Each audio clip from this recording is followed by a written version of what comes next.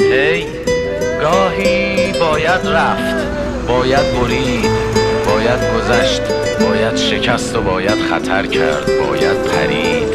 برو بپر، ببر نترس. در واقع داری با رفتنت آزادی تو جشن میگیری. درد مجازات نیست، دوری مجازات نیست. زخم ها و سختی ها و حتی تحریم های ما پایه های موفقیت و تکامل هستن. مرگ مجازات نیست. چرا نمیشه تحملش کرد؟ زندگی تاریک منم دورشم.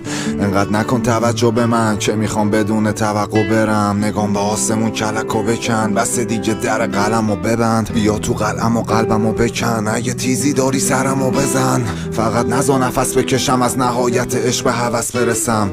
ازم میخوان درنده بشم واسه مروارید صدف شکست. نمیترسم دستت بدم وقتی جلوتری.